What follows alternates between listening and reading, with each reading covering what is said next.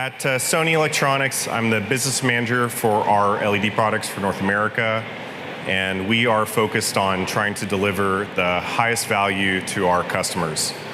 When we're thinking about total cost of ownership, ROI, I think there are some standard ways that we're thinking about it today. We're thinking about upfront cost, of course, right? What are you going to pay? What's your initial outlay? Maybe you're thinking about what's included in that as well. Are you getting a good value for your investment?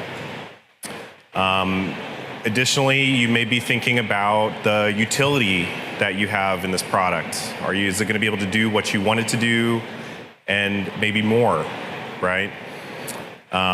Direct-View LED, at this point in time, as you can see, just walking around the show, has become a very mature technology. It's everywhere. Even lower cost products are very, very capable. So how do you measure the value that you're getting as an end user? How do you measure the value that you're providing to a customer of yours? I think today that there's a lot of work we can do to better quantify that value, and as a manufacturer, focus on how do you provide an easier to use solution, one that works better and for a longer period of time. In my opinion, I think the most value that you can get from a product is right before you are going to need to refresh it.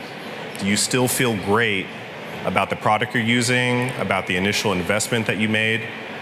If up to that very last day that display is being used, you're still feeling great about it, I think you have maximized the value. And I think today, not enough manufacturers are thinking about what is the real lifespan, what is the real use of a display, especially Direct-View LED. And I wanted to talk about just a couple ways that we're looking at that value. So there are many, quote unquote, legacy technologies out there that seem maybe outdated today, but we're being used up until the very last, rear projection cubes or, certain broadcast hardware where you knew it probably needed to be replaced, a standard had been updated and it was no longer compatible, but it was still really delivering on the value that it promised. And in my mind, that is a great return on your investment. So how do we look at value today, or how do we evaluate displays today? First, as most people might do, is evaluating image performance, right? They're using some kind of methodology that is either internal or from a standards body. What you see behind me is work that was done at the Entertainment Technology Center, ETC, at USC. It's part of the Virtual Production Working Group. This was an effort to create a methodology around display evaluation that could be used across the industry, basically in kind of an open source way. We need more of this. We need to expand on this, and more than just the picture performance, because this is what you're seeing on day one, right? It really doesn't tell you enough about day 100, day 1000. We need to expand the ways that we're looking at a display evaluation. So what can a manufacturer do to help with that longevity? Things like calibration. I think not many manufacturers today are providing ways to calibrate a display, and especially in situ, in place, right? Not having to take a display down, a Direct-View LED display down, recalibrate it cabinet by cabinet or module by module, but doing it while it is still set up. Just uniformity calibration, physical calibration. These are the things that can be improved upon across the industry. Physical reliability, right? How prone are components to fail? You may pay more on day one, but if you have fewer service visits, less downtime, isn't your value really much higher for a product like that. And power. So many times when we're looking at total cost of ownership, power is one of the first things that we're considering.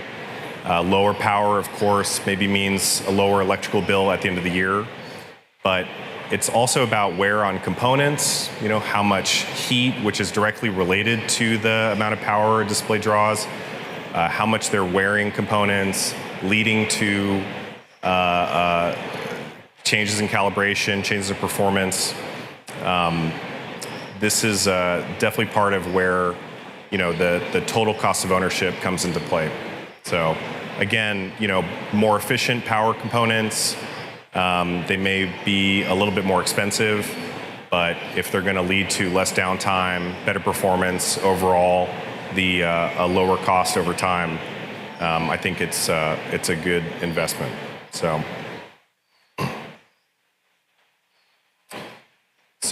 I just want to leave you with a couple thoughts.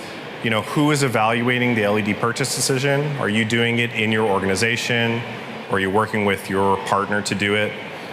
Is there even an evaluation being done? I think this is a really important consideration, right? A really important part of an investment, especially in Direct-View LED that may be, a decade or more in your facility, right? How much are you willing to spend up front versus in your long-term costs, right? And is the manufacturer really looking at, what is the true cost of operation? Are they trying to make it easier for you to use over time? Is that a focus for them at all, right? Or is it really about what does it look like on day one, and not really thinking about the future? So anyway, thank you very much. I appreciate you coming out.